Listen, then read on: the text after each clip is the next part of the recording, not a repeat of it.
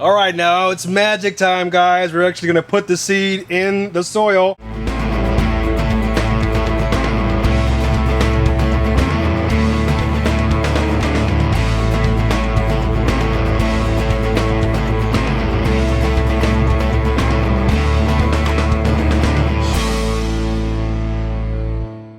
Alright, so I'm going to show you some of the things you're going to need to get this whole thing started. So we're going to start with the soil, which is, this is a variety. You don't have to use this particular name brand, but this is what I use because it's considered certified organic. It's Armory listed, and this is a Pro Mix PM. MP. I'm sorry, MP. That's my dyslexia working there for you. These are the 50 trays that predominantly we use on the farm, and also the holding trays that these 50s will go in. Real quick, I want to show you also, this is our seeding bed. This is where we get everything started. This is basically 2x4, I think I want to say 3 feet wide or long, 2 feet deep, roughly, non-treated. And on the bottom we have plywood, also non-treated, and we have to go with non-treated. This is an organic certified farm. We cannot use any treated lumber, and I shouldn't have to explain why. Okay, so basically once you have all these things in place, and one more thing, I'm going to show you the water that we have, because when you're watering all your stuff, you want to water overhead first. At least that's what I prefer to do. When they're seedlings. When they're seedlings. Yeah, when you're starting them. And this is the 2-gallon container spray, pump spray, real nice because you can fit a lot of water in here, and you have the spray nozzle that's on, like, I guess this is a cone spray because it kind of fans out. So that's an important tool as well. Now what I will say first is once I get the potting mix in here, I like to give it a spray with our hose. Okay, so some of this stuff I already watered a little bit. Some of this stuff is a little dry, but I just kind of spray it to give it a nice, just not too much. I don't want to soak it. I'm just doing this so that the seeds have a good jump start, okay? And so basically once it starts like kind of binding like that, that's a good start. Okay, you don't want to overdo it, because when it comes out of here, okay, it's really dry. All right, and which is fine. You know, you can start it dry and you can water it a lot, but you're going to be using a lot more water to get everything going. So I just kind of do this as a head start to make sure that they're got a nice already moist bed to go to put the seed into. So that's kind of like a general idea of what we do to get things going here. And let me show you, basically this is a particular tray that we already have done for you, and I've shown you this in the past, but let me get a new one and I'll show you exactly what we do from the beginning. Okay, so let's do that. So we got our tray here on top of our potting mix, and all I'm doing is, now that this mix is nice and moist, I'm just go ahead and apply it around. I usually take out these big stems off, and I just kind of apply it evenly as possible. I don't compact it at this stage, okay? So I'm basically just trying to get enough on all the holes, and this is, I call these 50s, just because there's, you know, 50 holes to plant your seed in. And yeah, once I got it to this stage, and I kind of just rub it. Some people use a stick, and you know, I like to use my hands a lot, so I want to feel everything. So I basically just clean off the top just like that. All right, and then I'll take my other little tray here. I usually have one that I always use. This is two combined into one to make it a little bit sturdy. And then I try to get this as flat as possible. Put that on top, and I just lightly press it down. You're not using a whole lot of strength, you don't want it too far down because the seed isn't need to be that far down. And just as a rule of thumb, as far as your seeds go, you know, you basically want to plant your seed about 3 times as deep, meaning that if you have a seed, you want to stack it up 3 times, and that's how far it should be in the soil. So I think we're good with that. And as you can kind of see, it has a good, I don't know, I want to call that probably 3/4 of an inch maybe, that's in here. And just for today, we're going to be prepping up this and getting it ready for our winter squash. And these are the seeds that I'm using. These are delicata squash, and they're fairly big size seeds. I would say they're about the same size of all your other squashes, you know, your zucchinis, your yellow straight neck squashes. And these are probably the easiest to plant, and I usually just put it right in the center. I might push it down a little bit with my finger, and I just go right down the line. And if they're new seeds, I wouldn't plant any more than 1, because these seeds do have a really good germination rate. I would say for the most part, probably so far this year, I've gotten about 100% out of these seeds in terms of germination. So you see how fast and easy. They're not like lettuce seeds, and I try to put them in the center. The reason why I do that is because if I put it on the side, then that's going to grow up and then, you know, kind of more stick out towards the side. So all the seeds are in here, and I'm going to go ahead and just cover it all up. And nothing spectacular about this either. I'm just trying to be really careful that I do an even spread over top of each hole. And this one's a little bit too dry, so I'm going to get that out of there. And the biggest thing is that you don't want it covered up like all this area here.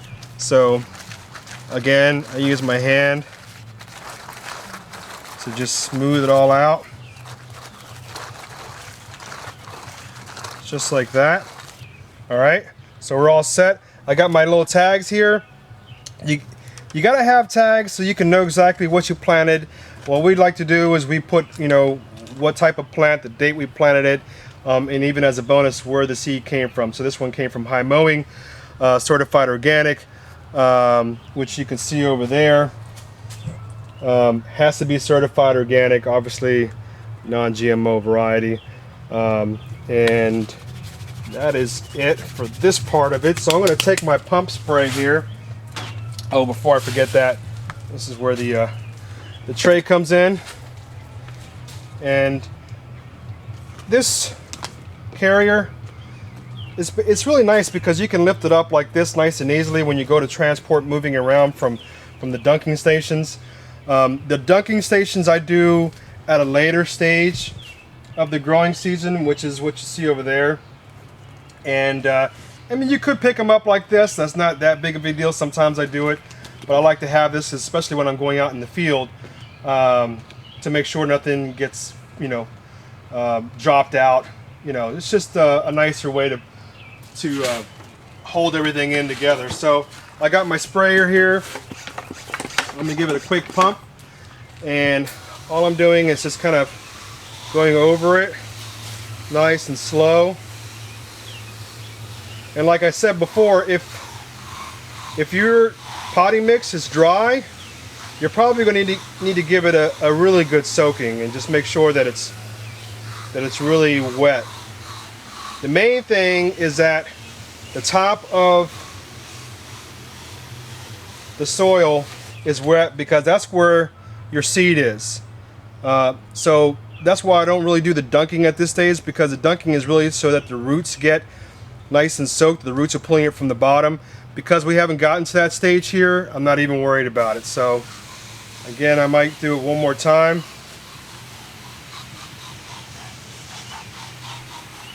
Just like that. All right, so that's pretty much it, guys.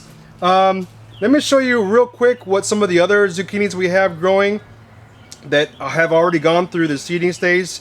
They're not quite ready to put in the field, but they are probably only within maybe a week or two, maybe less than that. So let's go to. Wait. What? How often do you water it? You should probably tell people. Once a day, twice a day. Dude, if it's you hot. water it when it needs to be watered. I don't have to tell you that, do ya? You water it every day, basically, unless it's a cloudy day. I will say this, like today is cloudy, and because we're in the greenhouse, I mean, when it's like 70 degrees outside, in the greenhouse with the sides rolled up, it'll be 100 degrees in here. So we normally soak it in the morning, and then I soak it again in the evening. And that is usually when it's already at the plant stage, if that's the right wording. Yeah. Not necessarily the seed stage. They won't suck up quite as much water, but just keep an eye on it. You'll get a feel for it by just kind of picking it up, and if it's got some heaviness to it, you know, it'll be good enough. And if it's moist, you see it's moist. If you come over here and you see all this is dry, water it immediately, because the one thing you do not want is to have your seeds sitting in dry soil. Point blank, end of discussion, okay? So just make sure you're watering, keep it moist. And like I said, on really hot days, you're gonna have to make sure you stay on top of your seeds, probably watering it twice a day. Again, it depends on, you know, what kind of system you got going on, how hot it is, and all that kind of stuff. So anyway, I think, does that answer your question? Thank you, Mr. Badass. All right, guys, let's take a look at the other squash we got growing on. So these are our summer squash. Some are straight necks, some are dark green zucchinis. They're all pretty much the same. And we planted these back. These are the second session. Yeah, this is second succession. The ones we already have in the ground were grown way earlier. But these were started about 3 weeks ago, and they've already gotten to this stage. They will start to get to a point where they start to get a little yellow. Don't be afraid of that. Okay, that's going to happen. When you plant them in the ground, they will, you know, start growing more leaves, and then you start seeing the flowers growing. And you can kind of see here where the buds are, where they're going to be new growth coming out from on, you know. So if you start seeing yellow, it's not that big a deal. What you can do if you want to give it some extra nutrients is dunk it in some fish emulsion. Just make sure that you read your measurings with that. I can't remember off the top of my head. I want to say it's like for every gallon a tablespoon. Don't quote me on that. Just check the labels. But yeah, so this stuff is going to be going into the ground probably in the next couple of weeks. And this is our second succession. We were thinking about doing a third succession, but it's really going to have to depend on the insects. And at this point, I don't know if it's justifiable, because I don't want to get too crazy with spending money on the cucumber beetle traps. And the surround stuff is still iffy for me right now. So, but I haven't applied anything over here as far as the surround clay. That's that clay base that helps protect it from the cucumber beetles. So, but yeah, I mean, this stuff is looking pretty good. We're going to be planting the other stuff in the fall. So I'm getting everything rolled up and ready to go, and we're just getting things growing here and making sure that we have a nice continual harvest of something from spring to summer and into the fall. So all right, guys, I hope this was helpful for you guys. And you don't have any questions, do you, my lady? No. All right. I think I can end this then. All right. I think you can. All right, guys, that's it. Hope you guys are out there doing your thing. Don't forget to like and subscribe and share my information. So keep doing your thing out there. Say no to GMO and stay organic, guys. So y'all take it easy.